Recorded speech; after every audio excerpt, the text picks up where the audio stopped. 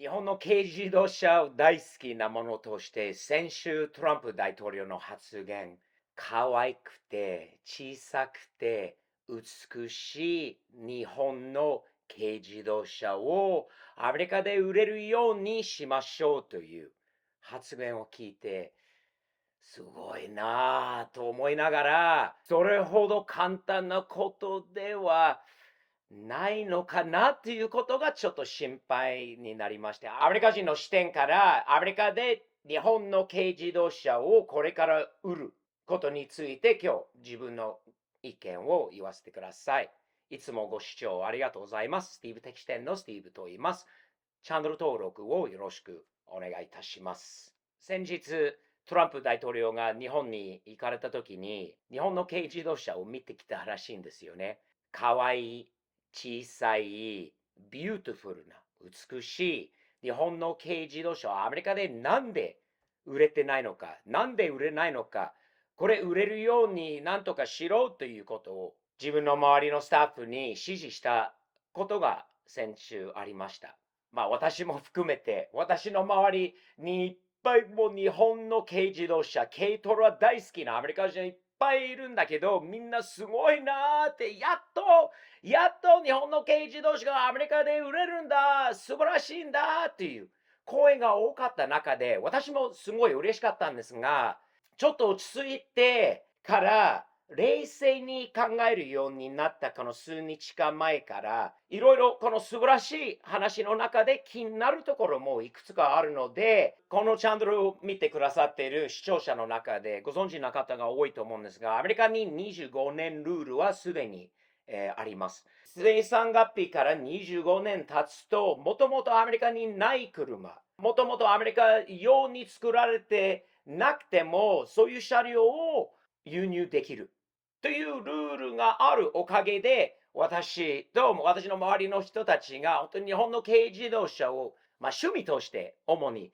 楽しませていただいているんですが、やっぱり値段が安い、燃費がいい、やっぱり日本製で壊れない。トランプ大統領それを見て、アメリカには今いろいろ物価の高い中で、アメリカの車両、新車の平均価格の平均ですよ。4万8000ドルから5万ドルぐらいのレベルになっている中で、新車買えないアメリカ人が多いからこそ、2万ドル以下のこういうちっちゃい車があれば売れるんじゃないかと。今までなぜそういうのはアメリカになかったかというと、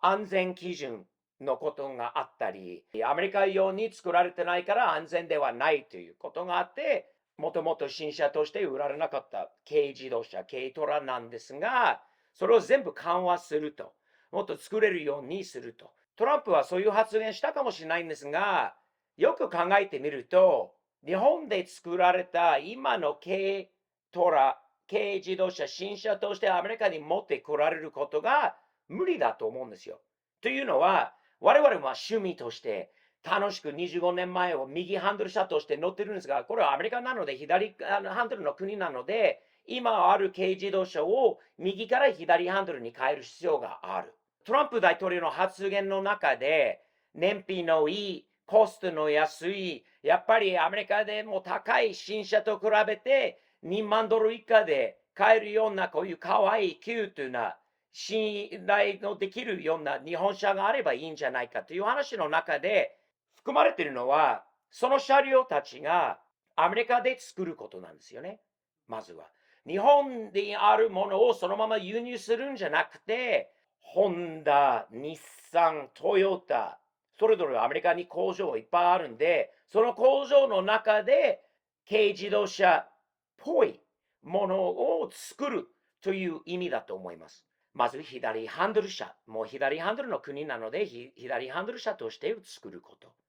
次は、やっぱり安全基準などがある程度緩和になったとしても、おそらく少しでも今ある軽自動車よりアメリカ用に必要な安全整備が必要だというふうにも思われています。というのは正直に言わせてもらうと、もう趣味で軽トラに乗って、軽自動車に乗ってすごい楽しいんですが、怖い時があります。スピードが出ない。特に私の軽トラなんですが、スバルサンバはスピードは出ないんで、で、テキサスの高速道路って平均で75から80マイル。確かに85マイルまで走っていいところがある中で、60マイルしか出ない軽トラ乗ると怖いことが正直ありますよね。なので、K プラスという感じのものが作られてもおかしくはない。エンジンの大きさ 660cc より1000から1200とかぐらいのものがあってもおかしくはないんじゃないかというふうにも思われてます。安全基準はエアバッグまで入れるか、なんだかんだって今度またアメリカで作られたものってなると2万ドルの定価って考えられるのでしょうか。安くて安くてと言いながら、確かに4万8000、5万ドルの車より安くなるかもしれないんですが、今アメリカの物価の高さ、賃金の高さなどのから考えると、2万ドル以下の車はできるのか、アメリカで。ということは、一つ考えないといけない、課題だと思います。軽自動車は、これは初めてだということではないんですよ。アメリカで売られるミニカーとかって、以前も何台かがありました。日本のメーカーで、ホンダさんも頑張ってみたフィット、ホンダフィット。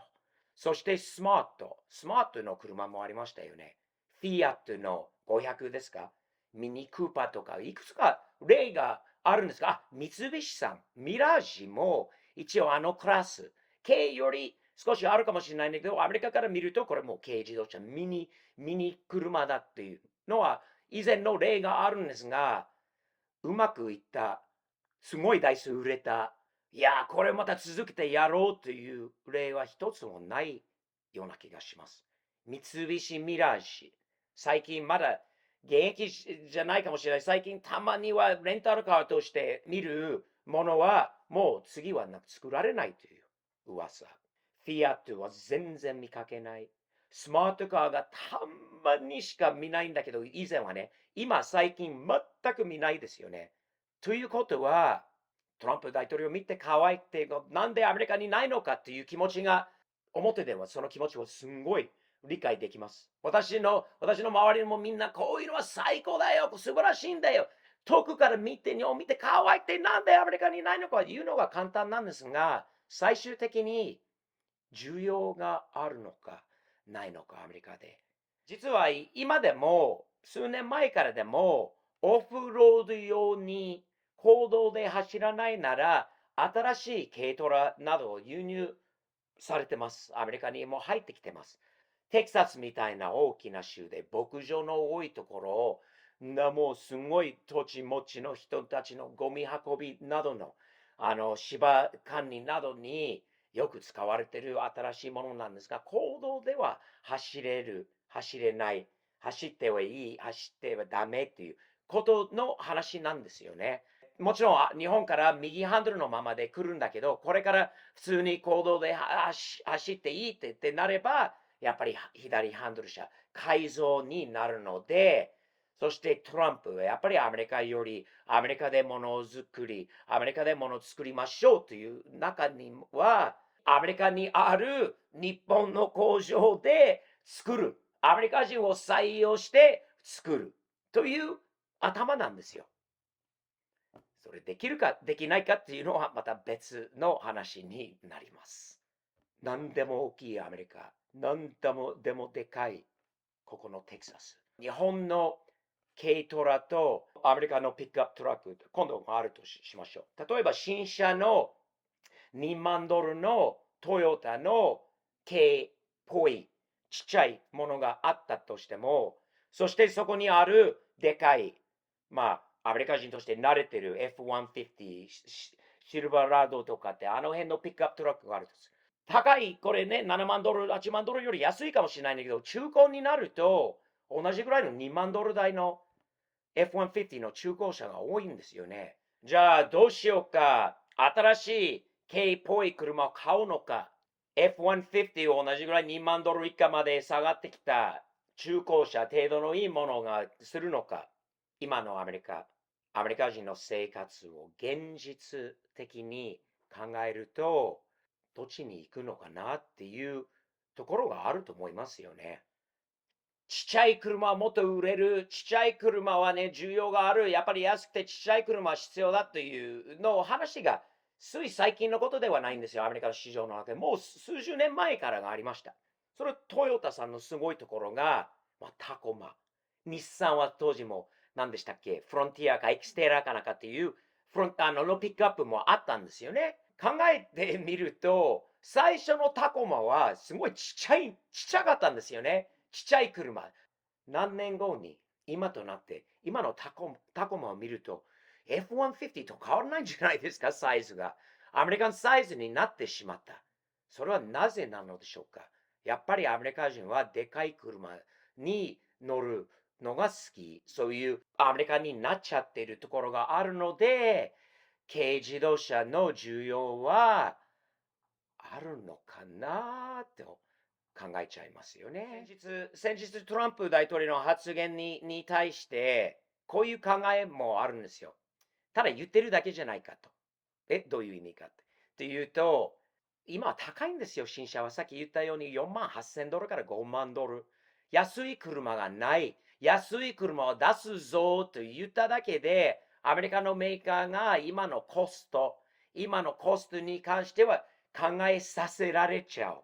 安い車にやられちゃう。もしくは、今度日本との間の関税が、それもさらに緩和になって、日本国内で作られたアメリカ、米国仕様のものを今度輸入、例えば100万円台で輸入できたら、為替から考えると、それで本当に2万ドル以下の車はできるかもしれないんだけど、アメリカ国内で作られた何でも今高い中では、2万ドル以下の車目指せって、作れって、はい、どうぞ何の言い訳がない環境を作ることで、少しプレッシャーが与えることになるのかなって、メーカー側から見ると、ちょっとこう、やっぱりコストがすごい高くなっちゃって、値段があれなので、ちょっとプライスダウンしないと、今、アメリカの国民が苦しんでいるからっていうメッセージもその中で含まれててもおかしくはないなというふうにも思われてます。軽自動車大好きなものとして目つぶってアメリカの行動ダラス、この辺のテキサスの田舎道に毎日軽トラ走っている場面が見れる。高速道路乗って、ホンダのビート、スズキのジンニだとかって毎日見るのはなんかこういうすごいいいなっていうところありながら、そっちの方が理想かもしれないですよね。いいなって。でも現実からいくと、どうなのかなっていうところがありますよね。需要があるなら、この可能性もあります。需要があるかどうかということなんですが、アメリカのメーカー、フォード、GM もそうなんですが、フォードとテスラ、需要あるなら、ミニカーを作ろうとするのはイーロン・マスクじゃないでしょうかね。その可能性も出てくる。そういうことも可能性としては出てくるかもしれませんね。どうでしょうか。でもね、需要があったなればもう作られてるかもしれない。っていうのがあるので、最終的には需要の問題、アメリカンマーケットの問題なのかなというと、強く感じています。スティーブ的視点のスティーブと言います。チャンネル登録をよろしくお願いいたします。日本のメーカーさんはアメリカでもっともっともう売ってほしい。もっともっと頑張ってほしい。もっともっと売り上げがもう大きい売り上げになりますように願っている。アメリカのメーカーもどんどんこれから頑張ってやっていきたい。売れないものを作っても意味がない。っていうことはこれビジネスなので、これからどうなるのかわかんないんですが、新しい軽トラか、アメリカで合法的に新車として買える2万ドル以下の軽トラあるなら、私はね、もう昔のものを持ってるから、私は多分買いたくなると思います。私の周りの人は買いたくなるかもしれないんですが、あくまでも趣味レベルになるんじゃないのかなと思うので、革命的な話に聞こえるかもしれないんだけど、アメリカで軽自動車いっぱい売れると。でも実は、すごい限られてる趣味のマーケットになるような気がします。ということは、私、たった一人のアメリカ人の今回の軽自動車をアメリカで売るということについて自分の意見を言わせていただきました。スティーブ適正に軽自動車のコンテンツをいっぱいあるので、どんだけ楽しいものなのか、どんだけ日本では素晴らしいものを作られているのかっていうのは、あとはどんだけ日本でできた昔のものはアメリカで大切にされているのかという動画がいっぱいありますので、説明欄の方をご覧ください。リンク貼っておきますので、日々前進前向きにサムズアップ的にやっていきましょう。ではまた次回まで失礼いたします。